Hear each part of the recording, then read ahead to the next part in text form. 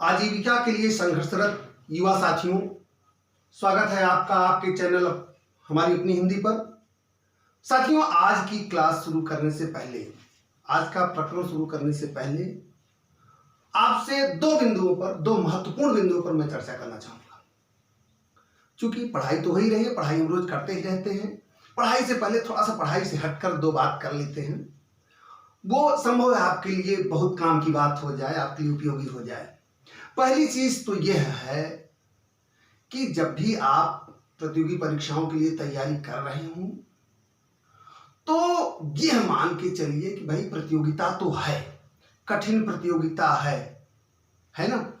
तो उस कठिन प्रतियोगिता के दौर में आप उस प्रतियोगी परीक्षा के लिए मानसिक रूप से कितना तैयार हैं। एक कहावत है कि अगर पूरी शिद्दत से जिसको चाहा जाए वो मिलता जरूर है। तो सफलता के लिए अपने मन में तड़प, अपने मन में चाहत, अपने मन में जिद पैदा करिए। जिद किस स्तर की हो, एक छोटा सा एग्जाम्पल आपको देते हैं। अगर कोई आपसे बलिष्ठ व्यक्ति आपका गला पकड़ा, आपकी गर्दन पकड़कर किसी बड़े पानी के टब में जोर से दबा दे, आपका सर उसमें डुबा दे, तो क्या होता है? कुछ ही पलों बाद ऑक्सीजन की कमी के कारण हम तड़पने लगते हैं। हम चाहते हैं कितना जल्दी हमारा सर पानी से बाहर आ जाए। तो सीधी सी बात, यही बात सफलता के लिए आपके ऊपर लागू होती है। यदि आप सफल होना चाहते हैं तो आप में इस स्तर की तड़प, इस स्तर का जुनून, इस स्तर की जिद होनी चाहिए जितना ऑक्सीजन के लिए हमारी तड़प होती है। पहली बात। दूसरी बात यह है कि निराश किसी भी परिस्थिति में मत होइए। बॉलीवुड का एक मशहूर गीत है, बहुत पुराना गीत है। एक अंधेरा लाख सितारे, एक निराशा लाख सहारे, सबसे बड़ी सौगात है जीवन, नादान है जो जीवन से हारे। तो हमेशा सकारात्मक रहिए। एक अंधेरे के सामने लाख सितारे, लाख उम्मीदें, लाख अवसर मिलेंगे आपको। तो निराश होकर बिल्कुल आप अपनी ऊर्जा को कम मत करिए। सकारात्मक रहिए, प्रेरित रहिए, तैयारी करते रहिए, निश्चित रूप से सफलता मिलेगी। चलिए आज के प्रकरण से जुड़ते हैं। आज साथियों हम उपसर्ग पर चर्चा करेंगे। आप अवगत हैं, उपसर्ग बहुत महत्वपूर्ण प्रकरण है। उपसर्ग से प्रतियोगी परीक्षाओं में जहां सामान्य हिंदी पूछी जाती है, सामान्य हिंदी के प्रश्न आते हैं, उपसर्ग से एक प्रश्न, दो प्रश्न घुमा फिरा कर पूछे जाते हैं। एक प्रश्न तो पूछा ही जाता है उपसर्ग से। तो उपसर्ग, हिंदी में कौन से उपसर्ग प्रचलित हैं, उपसर्ग क्या है, उदाहरणों के माध्यम से इस पर पूरी विस्तृत चर्चा आज होगी। साथियों, उपसर्ग में आप देखेंगे ये दो शब्द है, उप और सर्ग। उप और सर्ग। उप का अर्थ है, उप का अर्थ क्या है? समीप, समीप या निकट आप कह सकते हैं।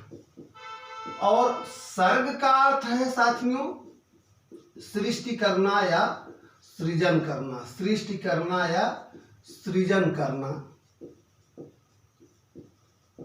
यानी समीप, किसी भी शब्द के समीप कोई शब्दांश आकर जब नई सृष्टि या नया सृजन करे तो जो शब्दांश जुड़ता है वही उपसर्ग है। चलिए हम आपको एक शब्द के उदाहरण के माध्यम से समझाते हैं। एक शब्द है साथियों हार। एक शब्द है हार। हार शब्द के पहले आप जोड़ दीजिए प्रहार। ये क्या बन गया? प्रहार। अब प्रहार का क्या अर्थ है? प्रहार का अर्थ है चोट करना, है ना। प्रहार का अर्थ है चोट करना। अब देखिए, हार के पहले प्र जुड़ा और ये नया सृजन हुआ, नए शब्द की सृष्टि हुई, प्रहार, और इसका अर्थ बदल गया, इसके अर्थ में परिवर्तन आ गया, इसके अर्थ में विशेषता आ गई। अब इसी हार में देखिए और एक उपसर्ग आप जोड़ लीजिए, आहार। अब आहार से देखिए क्या हो गया? आहार का अर्थ क्या हो गया? भोजन हो गया। आहार का अर्थ क्या हो गया? भोजन। प्रहार, आहार। अब इसी हार में आप पहले अगर सम उपसर्ग जोड़ देते हो तो क्या हो जाता है? संहार।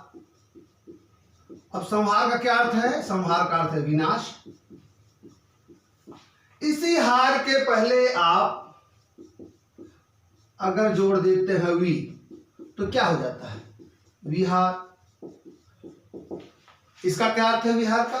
घूमना। आप ये देख रहे हैं कि ये हार शब्द के पहले अलग अलग उपसर्ग जुड़कर क्या कर रहे हैं? उसके अर्थ में परिवर्तन ला रहे हैं, उसके अर्थ में विशेषता ला रही हैं। तो अगर आप उपसर्ग की परिभाषा अगर देखना चाहें तो सीधे से कह सकते हैं कि जो शब्दांश, चूंकि क्या है ये क्या है, ये शब्द नहीं ये शब्दांश है जो पहले जुड़ रहे हैं। जो शब्दांश किसी शब्द के पहले या शब्द के आरंभ में, शब्द के पहले, या आप ये कह सकते हैं, ये भी लिख लीजिए, आरंभ में जुड़कर उसके अर्थ में परिवर्तन या विशेषता, परिवर्तन या विशेषता ला देते हैं, उपसर्ग कहलाते हैं। अब आप उपसर्ग को समझ गए होंगे। उपसर्ग क्या है? उपसर्ग वह शब्दांश हैं जो किसी शब्द के पहले यानी आरंभ में जुड़कर उस शब्द के अर्थ में परिवर्तन कर देते हैं, अर्थ में विशेषता ला देते हैं। ठीक है, तो उपसर्ग आपने समझ लिया। अब हिंदी में कौन कौन से प्रचलित उपसर्ग हैं उन पर हम चर्चा करेंगे। हिंदी में साथियों 5 तरह के उपसर्ग प्रचलित हैं, क्रमशः उनको हम देखेंगे।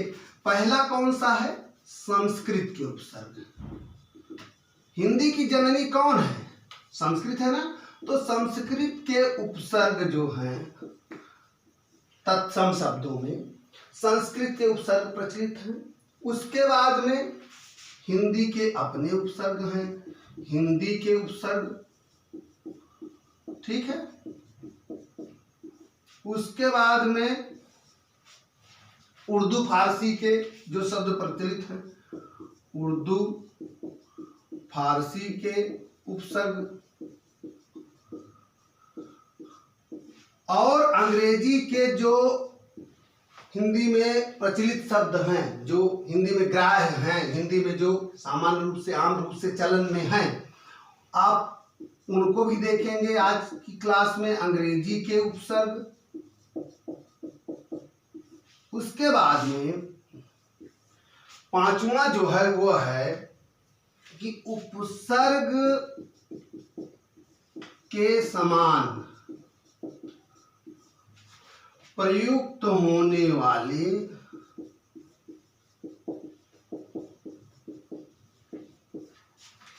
अव्यय। उपसर्ग के समान कुछ अव्यय ऐसे हैं जो उपसर्ग के समान प्रयोग किए जाते हैं। तो संस्कृत के उपसर्ग, हिंदी के उपसर्ग, उर्दू फारसी के उपसर्ग और अंग्रेजी के उपसर्ग, और 5वां है उपसर्ग के समान प्रयुक्त होने वाले अव्यय। तो साथियों अब आइए हम क्रमशः देखते हैं उदाहरणों के माध्यम से। पहले सबसे पहले संस्कृत का उपसर्ग, उसके बाद क्रमशः आगे देखते हैं। ठीक है साथियों, संस्कृत के जो उपसर्ग हिंदी में प्रचलित हैं उनकी कुल संख्या 52 है। कितनी संख्या है? 52 है। सॉरी 52 नहीं, 22 है। कितनी संख्या है? 22। क्षमा करिएगा, 52 गलती से निकल गया। संस्कृत के हिंदी में जो प्रचलित उपसर्ग हैं ये परीक्षा में पूछे जा चुके हैं कि संस्कृत के कितने उपसर्ग हिंदी में प्रचलित हैं। तो साथियों इनकी संख्या आप स्पष्ट जान लीजिए कि ये 22 उपसर्ग हैं संस्कृत के जो हिंदी में प्रचलित हैं। इस पेज में आप देखिए हमने 22 से जो शब्द बन रहे हैं उनको आपको लिख के दिखाया है और उस पर चर्चा करते हैं। चलिए, तो सबसे पहले आप देखिए जो लाल कलर से लिखा गया है, लाल रंग से लिखा गया है, ये उपसर्ग है और वह उपसर्ग क्या अर्थ देते हैं जुड़कर, उसको आप देखेंगे नीले रंग से लिखा गया है। और उन उपसर्गों के जुड़ने से जो शब्द बने हैं, जिनकी सृष्टि हुई है, वो देखिए आप काले रंग से लिखे गए हैं। ठीक है, तो चलिए देखते हैं तेजी से इसको, फिर आगे बढ़ते हैं। पहला इसमें है देखिए अति। पहला क्या है? अति। अति अगर किसी शब्द के पहले ये अति उपसर्ग जुड़ रहा है तो क्या होगा, उसके अर्थ में क्या परिवर्तन आ जाएगा? वो अधिक का बोध कराएगा। ठीक, ये अर्थ लिखने से इसका तात्पर्य है कि इसके पहले मूल शब्द के पहले जो उपसर्ग जुड़ेगा तो उसमें क्या परिवर्तन आएगा, क्या भाव आएगा? तो उसमें क्या होगा कि अधिकता का भाव आ जाएगा। जैसे अति का देखिए अधिक, अब यहां देखिए अत्यधिक, अत्यंत, अतिशय, सब में अधिक का भाव है ना। और सब में क्या है? अति उपसर्ग लगा है। साथियों ये अत्यंत टीईटी की परीक्षा में पूछा जा चुका है, इसको मैंने देखा है प्रश्न। तो इस तरह के प्रश्न पूछे जाते रहते हैं, बहुत चुनिंदा शब्दों को हमने लिया भी है यहाँ, क्योंकि बहुत ज्यादा डिटेल हो जाएगा। तो चलिए दूसरा देखते हैं, अधि। अधि जहां जुड़ता है उसके अर्थ में ऊपर या श्रेष्ठ का भाव आ जाता है। ठीक है, इसका अर्थ है ऊपर या श्रेष्ठ, अधिकार, अधिनायक। ठीक है, चलिए तीसरा देखते हैं, अनु। अनु उपसर्ग का जहां जुड़ता है उसमें पीछे या समान, ये अर्थ में परिवर्तन आता है। जैसे अनुचर, पीछे चलने वाला, अनुसार के अनुसार, अनुकरण। ठीक है ना। चलिए अगला देखते हैं, अप। अप अगर जुड़ गया तो उसमें क्या अर्थ आएगा? अप का अर्थ है बुरा या हीन, जैसे अपयश, अपमान, अपकार। ठीक है, चलिए अगला देखते हैं, अभि। अभि जुड़ने पर क्या होता है? इसका अर्थ है सामने या पास, इस भाव में अर्थ आ जाता है। जैसे अभिमुख, अभिषेक। ठीक है, चलिए देखते हैं अगला, अव। अव अगर उपसर्ग जुड़ रहा है किसी शब्द में तो उसके अर्थ में हीनता या नीचता का, निम्नता का भाव आ जाता है उसके अर्थ में। जैसे अव जुड़ने पर गुण में अव जुड़ा, अवगुण हो गया, हीनता का भाव आ गया। अवनति, अवतार। ठीक है, चलिए अगला देखते हैं, आ। आप शब्द जुड़ने पर क्या होता है? आप शब्द जुड़ने पर तक या समेत का भाव आता है। आजीवन, है ना, जीवन तक, पूरे जीवन तक। आगमन, आरक्षण। ठीक है, चलिए अगला देखते हैं, उत। उत से उत अगर जुड़ता है तो ऊंचा या श्रेष्ठ का भाव आ जाता है अर्थ में, अर्थ परिवर्तन जब होता है। उत्कर्ष, उत्तम, उत्पत्ति। ठीक है साथियों, चलिए अगला देखते हैं, उद। उद से भी ऊपर और उत्कर्ष का भाव आता है, जैसे उद्गम, उद्भव। ठीक है, उप जुड़ता है तो निकट या सदृश का भाव आता है।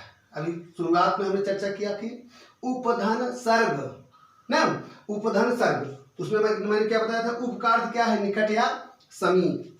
तो उप का अर्थ निकट या समीप होता है, इसमें सदृश के भाव में भी प्रयोग होता है। उपवन, उपदेश, उपमंत्री, ये सब शब्द में देखिए उप उपसर्ग लगा है। उसके बाद अगला देखिए, दुर। दुर उपसर्ग अगर लगा है तो शब्द का अर्थ बुरा या कठिन का भाव आ जाएगा। जैसे दुर्जन, दुर्गम, दुर्दशा, है ना, दशा में दुर जुड़ गया, दुर्दशा, बुरा का भाव आ गया, है ना।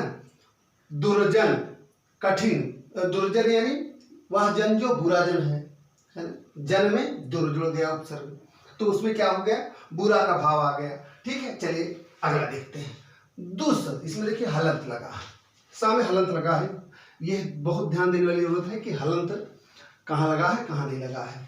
दुस यानी बुरा या कठिन के भाव में यह भी होता है। दुस्साहस, दुष्कर। ठीक है, चलिए अगला देखते हैं, निर। निर जो है इसका क्या अर्थ होता है? बिना या निषेध, निराकार, बिना आकार के। निर्जन, निर्गुण, है ना, बिना गुण के, निर्गुण। अगला देखते हैं, निस। निस का अर्थ होता है रहित, पूरा या विपरीत। इन तीन तरह के अर्थ में यह प्रयुक्त होता है, इन तीन तरह का अर्थ देता है। निस्सार, निस्तार, निश्चित। ये देखिए निस से जो बने शब्द हैं, ठीक है ना। प्रायः पूछा क्या जाता है, शब्द दिया रहता है, जैसे दे दिया कि दुस्साहस में कौन सा उपसर्ग लगा है। अब इसमें यह मैं हलंत का इसलिए जोर दे रहा हूँ कि उसमें कहीं हलंत हटा देते हैं, कहीं हलंत जोड़ देते हैं, कहीं पूरा वर्ड दे देते हैं, है ना। तो यह ध्यान रखने की जरूरत है कि कौन सा उपसर्ग, ये 22 उपसर्ग जो हैं वो आपको याद होने चाहिए, आप उसको उसकी पहचान होनी चाहिए जो संस्कृत के 22 उपसर्ग हैं। उसके बाद जो क्रमशः है उस पर आगे चर्चा होगी। तो निष्कार्थ रहित पूरा विपरीत निस्तार निस्तार निश्चित। चलिए नी उपसर्ग जुड़ने पर कौन सा भाव आता है, निषेध का भाव आता है या नीचे का भाव आता है। इससे बनने वाले शब्द हैं नियोग, निपात और निवारण। चलिए परा उपसर्ग अगर जुड़ रहा है, ये संस्कृत का बहुत महत्वपूर्ण उपसर्ग, तो उसका अर्थ होगा उल्टा या पीछे, पराभव, पराजय, परामर्श, इस तरह के शब्द देखिए इनकी सृष्टि हुई है इस उपसर्ग के जुड़ने से। परि अगर उपसर्ग जुड़ रहा है तो आसपास या चारों ओर, उसका अर्थ होगा जैसे पर्यावरण, परिजन, ठीक है। चलिए अगला देखते हैं प्र उपसर्ग अगर जुड़ रहा है तो वो कौन सा भाव लाता है, अधिकता का या आगे का, जैसे प्रबल, बल्कि अधिकता, अधिक बल, प्रस्थान, प्रख्यात, ये प्र उपसर्ग जुड़ने से बने हुए शब्द हैं, ठीक है। प्रति अगर जुड़ता है तो उसका भाव या तो उल्टा आएगा या हर एक आएगा या सामने आएगा, जैसे प्रतिकूल का यहाँ उल्टा के अर्थ में प्रयोग, प्रत्यक्ष सामने के अर्थ में प्रयोग, हर एक, प्रत्येक इसके अर्थ में प्रयोग, है ना। चलिए आगे देखते हैं वी उपसर्ग जुड़ने पर क्या भाव आता है, अर्थ क्या आता है, भिन्न या विशेष। इस बनने वाले शब्द है वियोग, विपक्ष, विदेश, ठीक है। चलिए देखते हैं अगला सम अगर जुड़ रहा है उपसर्ग तो कौन सा अर्थ आता है, उसके जुड़ने से क्या अर्थ परिवर्तन है, उत्तम, साथ, पूर्ण, जैसे संस्कार, समगम, संतुष्ट, ठीक है। चलिए देखते हैं अगला अगर सु उपसर्ग जुड़ रहा है तो अर्थ में क्या परिवर्तन आएगा, अच्छा का भाव आएगा या अधिकता का भाव अर्थ में आ जाएगा, जैसे सुजन, जन के पहले सु जुड़ गया, है ना, श्रेष्ठ जन, अच्छा व्यक्ति। सुपात्र, पात्र के पहले सु जुड़ गया तो क्या हो गया, उसके अर्थ के सौंदर्य में वृद्धि हो गई, उसके भाव प्रवणता उसकी बढ़ गई। सुशिक्षित, शिक्षित के पहले सु जुड़ गया यानी अच्छी तरह से शिक्षित, अच्छी तरह से पढ़ा लिखा। तो इस पेज में साथियों आपने संस्कृत के 22 उपसर्ग जो हैं हिंदी में जो प्रचलित है उनको आपने देख लिया। अब आइए अगले पेज में हम हिंदी के उपसर्गों को देखते हैं, ठीक है। साथियों हिंदी के जो उपसर्ग हैं उनकी संख्या है कुल 13। तो इस पेज में हम हिंदी के 13 उपसर्ग, उनके अर्थ और उनसे जो बने शब्द हैं उनको चलिए देखते हैं। पहला है आ, और यह अगर किसी शब्द में जुड़ता है तो उसके अर्थ में कौन सा भाव आता है, अभाव या निषेध का भाव आ जाता है, जैसे अछूता, अथाह और अटल। अछूता, अथाह, अटल, आ उपसर्ग से ये बनने वाले ये सब शब्द हैं। अनेक और शब्द हैं लेकिन यहाँ हमने बहुत महत्वपूर्ण शब्दों को सम्मिलित किया है। अब देखिए अगला अन उपसर्ग जहां जुड़ता है वहां कौन सा अर्थ आ जाता है, अभाव या निषेध का अर्थ आ जाता है। अनपढ़, अनमोल, अनबन, ठीक है, अनपढ़, अनमोल, अनबन, ये अन उपसर्ग से बनने वाले शब्द हैं। उसके बाद देखिए अगला उपसर्ग आपका हिंदी का है का अगर उपसर्ग जुड़ा है तो उसका अर्थ होगा बुरा या हीन, कपूत, कचोट, ये सब शब्द का उपसर्ग से बने हैं। अगला है कु उपसर्ग, कु का अर्थ भी, कु उपसर्ग लगने पर भी अर्थ क्या होता है, बुरा हो जाता है, उसका अर्थ या बुरा का भाव आ जाता है, जैसे कुचाल, कुचक्र, ठीक है। देखिए अगला क्या है दु उपसर्ग जुड़ने पर कौन सा अर्थ आता है, कम या बुरा, जैसे दुबला, दुबला में कौन सा उपसर्ग है, दु उपसर्ग है। चलिए अगला है नी, तो नी उपसर्ग जुड़ने पर क्या हो रहा है, कौन सा अर्थ आ रहा है, ये कमी का भाव आ रहा है, जैसे निगोड़ा, निडर, निहत्था, ठीक है। चलिए औ या औ, देखिए ऑब्लिक लगा है इसमें, औ या औ, यह जब उपसर्ग जुड़ने शब्द बनते हैं जिसका हीन या निषेध का अर्थ इसमें होता है, जैसे अवगुण, अवसान, ठीक है। चलिए अगला शब्द देखते हैं भर उपसर्ग जुड़ने पर उसका क्या अर्थ हो जाता है, उसका अर्थ हो जाता है पूरा वाला, पूरा का भाव आ जाता है, जैसे भरपूर, भरसक, यहाँ 2 बार लिखती है, कोई बात नहीं। ये भरपूर, भरसक, ये भर उपसर्ग से बनने वाले शब्द हैं। अगला है सु। सु जुड़ने से क्या होगा? अच्छा हो जाएगा उसका अर्थ, भाव। सुडौल, सुफल, ये सब सु उपसर्ग से बनने वाले शब्द हैं। अध, अध अगर उपसर्ग जुड़ने से कोई शब्द बन रहा है, किसी शब्द से पहले अध उपसर्ग जुड़ रहा है तो उसका अर्थ क्या होगा? आधा होगा। जैसे अधपका, अधमरा, यानी आधा पका हुआ, आधा मरा हुआ, ठीक है ना। अधपका, अधमरा, ये आधा उसका भाव हो जाता है अर्थ में। उन, उन उपसर्ग, उनका अगर किसी शब्द पहले जुड़ता है तो यह एक कम उसका अर्थ होता है। जैसे 29, 30 से एक कम, 59, 60 से एक कम, 69, 70 से एक कम, ठीक है ना। अगला है पर। पर उपसर्ग जुड़ने से भाव आता है दूसरा या बाद का।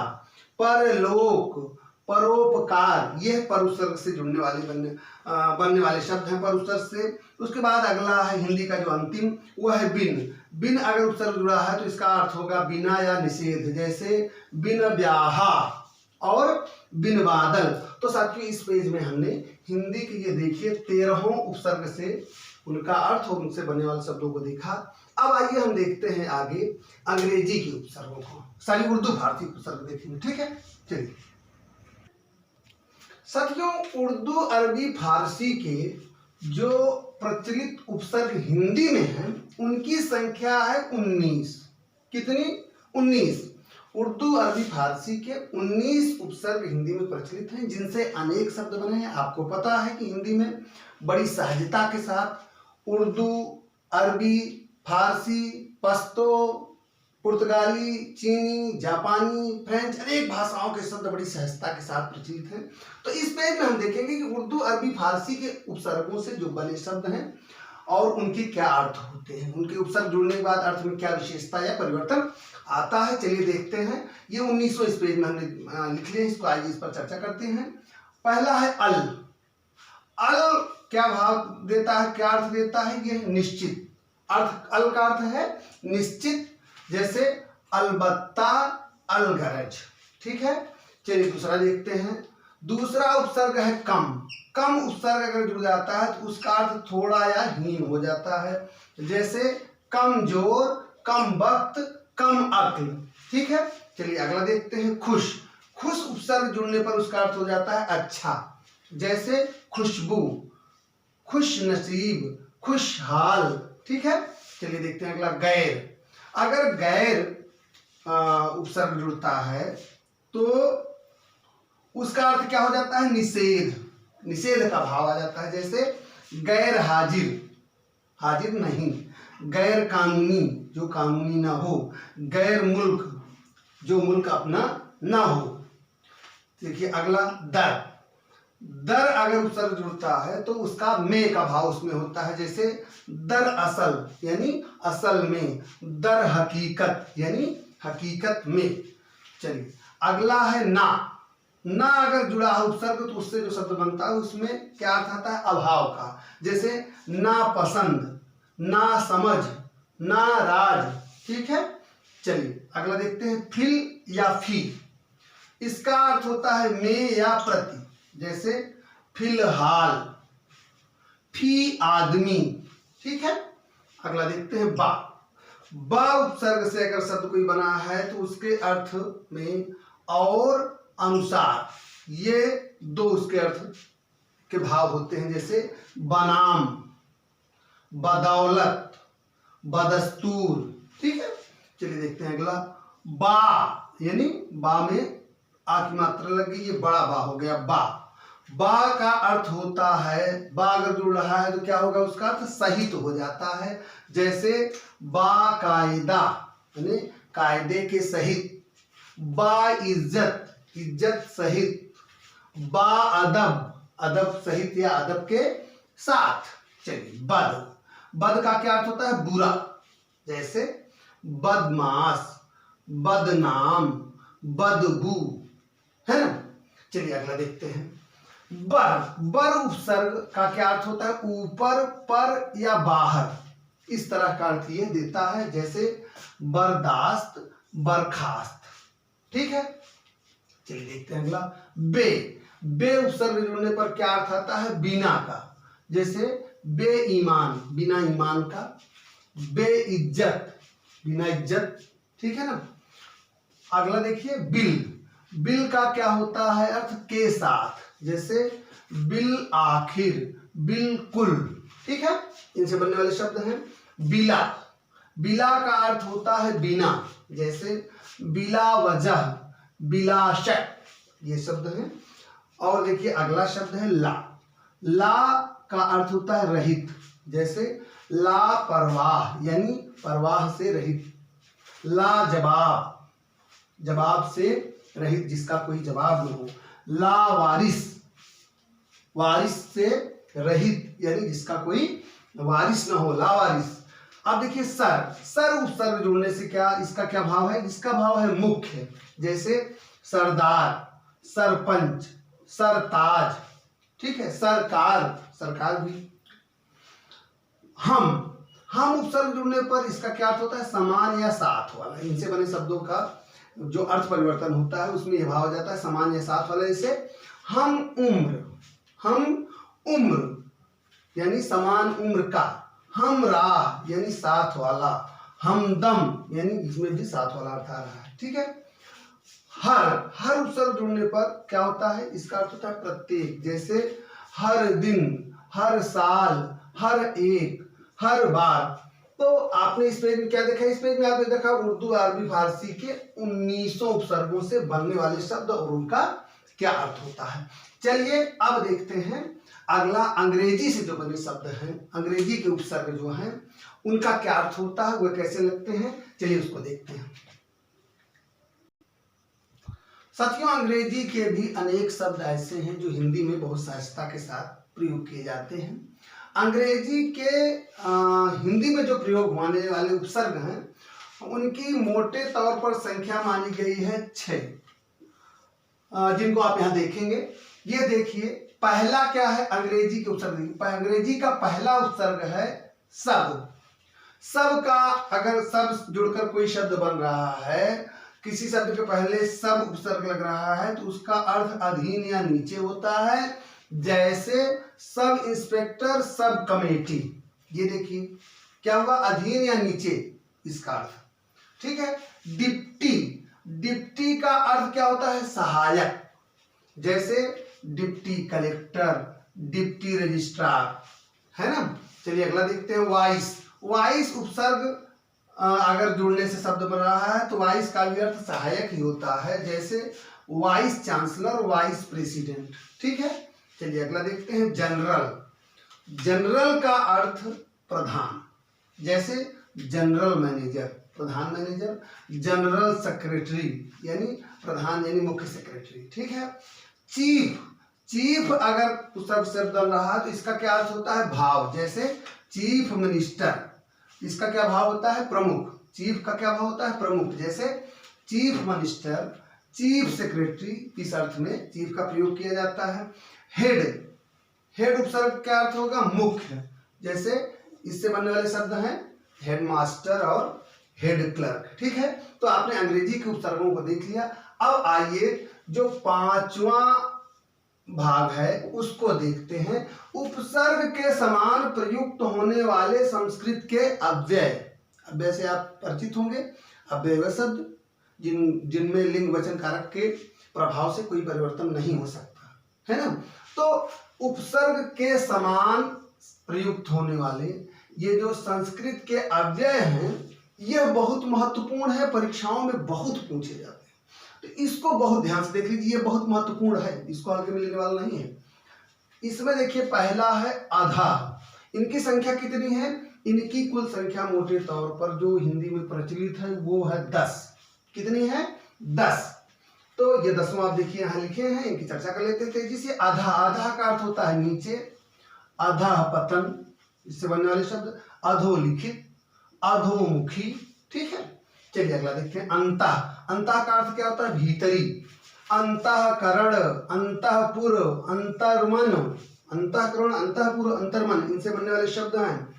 इसका अर्थ क्या होता है? अंत उपसर्ग का भीतरी। चलिए आ उपसर्ग यहाँ इसका अर्थ है अभाव, जैसे अशोक, शोक से रहित, अकाल, अनीति, ठीक है ना, ये आ उपसर्ग से बनने वाले शब्द हैं।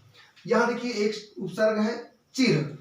चिर का अर्थ है बहुत देर, जैसे चिरकाल, चिरायु, चिरंजीवी, दीर्घकाल के समय के भाव का अर्थ दे रहा है ये। अगला उपसर्ग देखते हैं पुनर। पुनर का अर्थ होता है फिर, जैसे पुनर्जन्म, पुनर्लेखन, पुनर्जीवन, ये पुनर उपसर्ग से बनने वाले शब्द हैं। अगला देखते हैं बहिर। बहिर का अर्थ होता है बाहर, जैसे इससे बनने वाले शब्द देखते हैं बहिर्गमन, बहिर्जगत, ठीक है, यहाँ बाहर का भाव हो रहा है। अगला उपसर्ग है सत। सत का अर्थ है सच्चा, सत का अर्थ है सच्चाई। इस अव्यय से, सत अव्यय से बनने वाला शब्द सज्जन, सत्कर्म, सदाचार। यहाँ देखिए सब का अर्थ सतजन यानी सज्जन का अर्थ सज्जन, सच्चा आदमी, सत्कर्म यानी सच्चा कार्य, सदाचार माने सच्चा आचरण, ठीक है ना। चलिए देखते हैं अगला जो अव्यय है पूरा। पूरा का अर्थ होता है पुरातन, जैसे पुरातत्व, पुरावृत्ति, ठीक है। चलिए अगला देखते हैं सम। सम ये जो अव्यय है इसका अर्थ होता है समान, जैसे इससे बनने वाले शब्द हैं समकालीन, समदर्शी, समकोण, ठीक है। चलिए देखते हैं अगला और अंतिम ये जो अव्यय है सह। इसका अर्थ होता है साथ, जैसे सहपाठी, साथ पढ़ने वाला, सहयोगी, सहचर, ठीक है साथियों।